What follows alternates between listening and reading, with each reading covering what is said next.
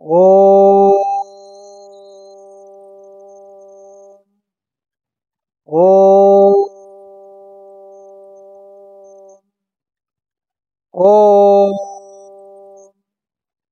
प्यारे बहनों और भाइयों, अभी तक आपसे जो चर्चा मैंने की है रिद्धियों की सिद्धियों की, अब इस समय पर पूरे संसार में योग, ध्यान, इसके बारे में जानना बहुत जरूरी है।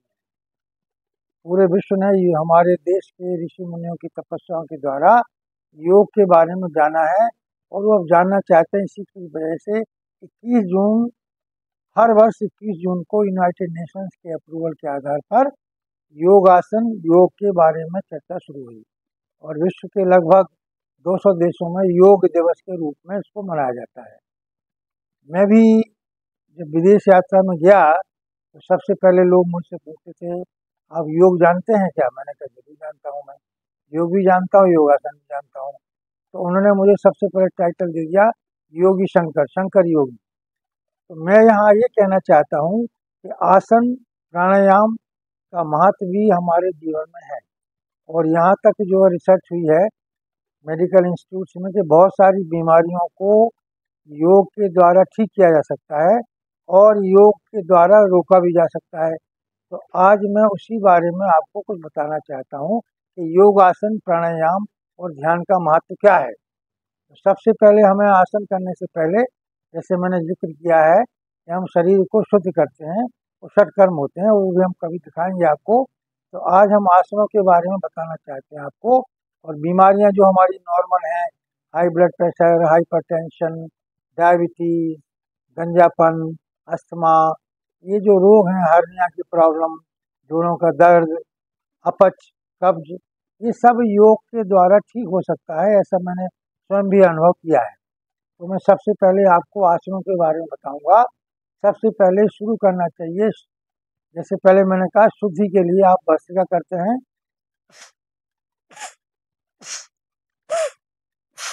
ये भस्त्रिका एक प्रकार से जो आपका रेस्पिरेटरी सिस्टम है, अगर उसमें किसी प्रकार का कफ वगैरह जमा हो गया है तो निकलेगा, और इसके पश्चात आपको शवासन में लेटना चाहिए। ये बहुत ही अच्छा आसन है। शवासन करने से आपका जो भी तनाव है, जो भी ब्लड प्रेशर की प्रॉब्लम है, डायबिटीज है, हाइपरटेंशन है, कब्ज है, मानसिक रोग, इससे आपका ठीक हो जाता है। और सब आसन को हर आसन के पश्चात करना चाहिए। सब का मतलब होता है शरीर बिल्कुल मृत हो गया है आपका, तो इसलिए इस आसन में लेट करके और बहुत से उपासन किए जाते हैं। सबसे पहले हम आसन करेंगे उत्तान पादासन। उत्तान पादासन क्या है? पैरों को उठाना, फिर दूसरे पैर को उठाना। कम से कम एक आसन को 3 बार करना चाहिए। फिर दोनों पैर को उठाना चाहिए, ये नौका, ये आपका उत्तान पादासन हो गया। फिर साथ में हाथ भी उठाएंगे। इस आसन के करने से सबसे बड़ा लाभ आपके पेट को होता है। पेट में किसी प्रकार की भी परेशानी हो तो ये उत्तान पादासन ठीक कर देता है। और इसी प्रकार से लंग्स में कोई प्रॉब्लम हो उसको और आगे बढ़ाएंगे तो उसका आगे आसन है नौका आसन।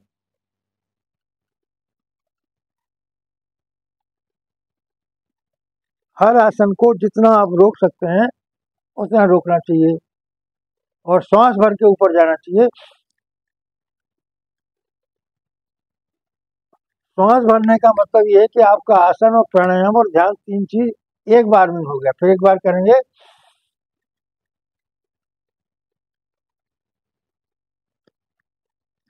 हर आसन के बाद शव आसन को करना चाहिए। जैसे मैंने आपको कहा, ये शव आसन है। शव आसन में शरीर ढीला होता है, शरीर में कहीं भी, मन में कहीं भी कोई तनाव नहीं होता है। शवासन के पश्चात हर आसन का एक उपासन होता है। जैसे हम इसका उपासन करेंगे कंद्रा आसन। हिप्स को उठाएंगे, कमर को उठाएंगे और श्वास भर के ऊपर रखेंगे। इस आसन का सबसे बड़ा लाभ है, आपको कमर में स्पॉन्डिलाइटिस, कमर दर्द कुछ भी हो, वो अपने आप आसन को करने से ठीक हो जाता है।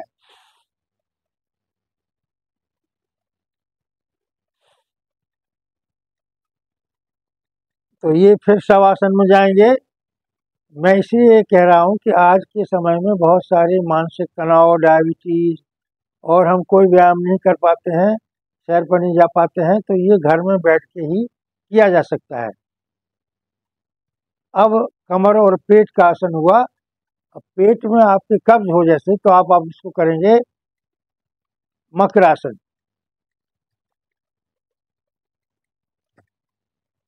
सांस भरेंगे, वापस आएंगे, सांस छोड़ देंगे,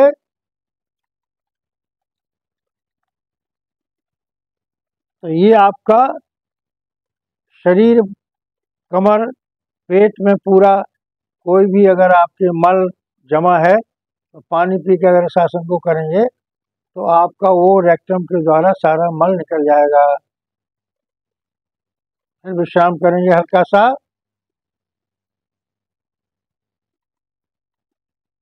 अब अगर आप कहीं सैर पर नहीं जा सकते हैं, घर में टाइम बहुत कम मिलता है, तो इसमें पेट को दबाने का एक आसन करेंगे।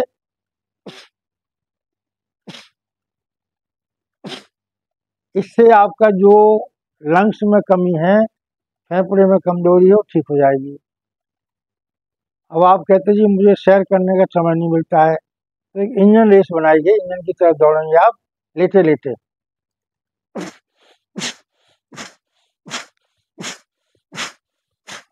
अगर ये आसन आप 1 मिनट कर लेते हैं तो 1 किलोमीटर की वॉक हो गई।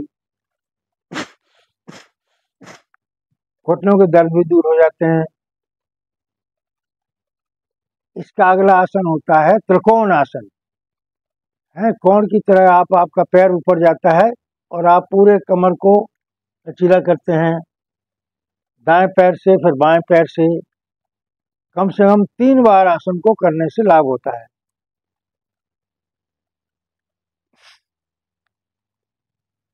अगर आपके हिप में प्रॉब्लम है, कमर में प्रॉब्लम है, तो दोनों पैरों को मिला करके रोल करेंगे।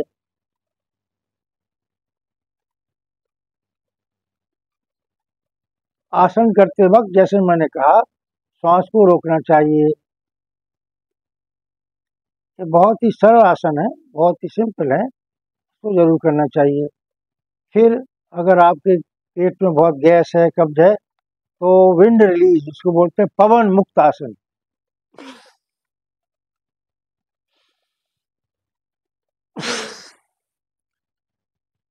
मेरे साथियों, आप ध्यान से देखिए कि मैं किस प्रकार से श्वास को रोक रहा हूँ और छोड़ रहा हूँ। इसका बड़ा महत्व है।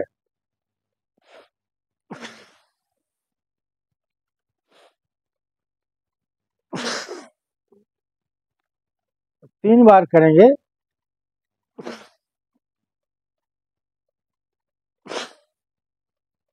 भोजन करते हैं तो उसमें पित्त, जो हमारे 3 वो है, वात, पित्त और कफ, हर भोजन में 3 तत्व पाए जाते हैं।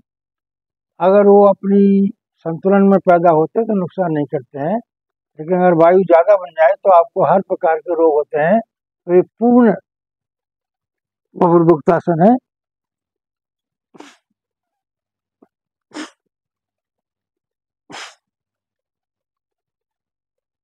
अगर आप ये अभ्यास करेंगे तो आपको महसूस होगा कि 5-7 मिनट का जो आपने व्यायाम किया है, इससे आपका शरीर और मन में पूरा बदलाव आ गया है। मन के सारे तनाव दूर हो गए हैं, मन में कोई किसी प्रकार का विचार ऐसा नहीं आ रहा है। और हम योग का मतलब होता है मिलना। मिलने का मतलब किससे मिल रहा है? हमारे शरीर में प्राण और पान वायु है। प्राण वायु हमारे हृदय में होती है और अशुद्ध वायु हमारे मूलाधार चक्र पर होती है। तो जब उसमें असंतुलन हो जाता है तो हमें अनेक प्रकार के रोग होते हैं, हमारे को बीमारी नहीं होती है। तो अभी मैं आपको ये बता रहा था कि आसन प्राणायाम, अभी आपने जो आसन सीखे हैं, देखे हैं, उसको अभ्यास करिए। 5 मिनट में शायद ये आसन आप अगर संख्या कम कर देंगे, 2 बार 3 बार की जगह 1 बार करेंगे, मुझे लगता है 5 मिनट में ही हो जाएगा। तो अभी मैं इतने ही आसन आपको सिखा रहा हूँ, फिर अगली बार और आसन सिखाऊंगा। अभी बैठ के आपको थोड़ा सा प्राणायाम और थोड़ा सा ध्यान के बारे में बताना चाहूँगा। अगर आपसे पद्मासन लग जाता है तो बहुत सुंदर है, नहीं लगता है तो सुखासन में बैठिए। और हमेशा जब बैठें तो कमर को सीधा रखें, रीढ़ की हड्डी को, क्योंकि जो हमारी ऊर्जा की शक्ति है जो हमारी मूलाधार चक्र में रखी हुई है वो हमारी कमर से ऊपर की ओर जाती है, जो ब्रेन को सिंचित करती है।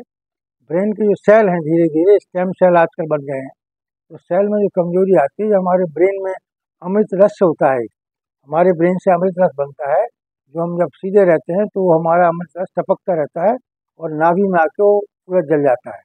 तो अभी मैं आपको थोड़ा सा प्राण के बारे में बताऊंगा कि लोम विलोम क्या होता है।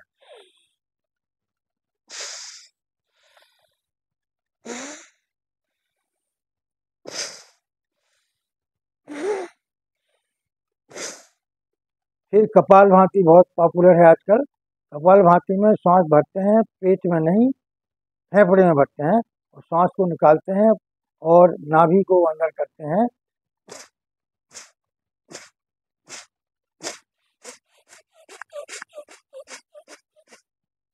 तो ये क्या है, कपालभाति है। अब सब लोगों की शिकायत रहती है कि हमारा मन ध्यान में नहीं लगता है। उसका एक सिंपल तरीका होता है कि जैसे गंदगी हो जाती है झाड़ू लगाने से, वैक्यूम से आप साफ करते हैं कारपेट में, तो ये वैक्यूम क्लीनर का काम करेगा। नाक से सांस भरिए आप और रोक के इसको, सारे शरीर में फैलेगी ये।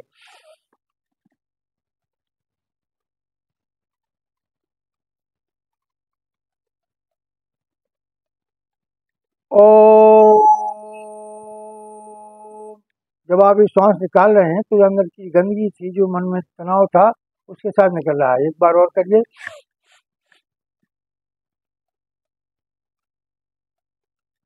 ओ,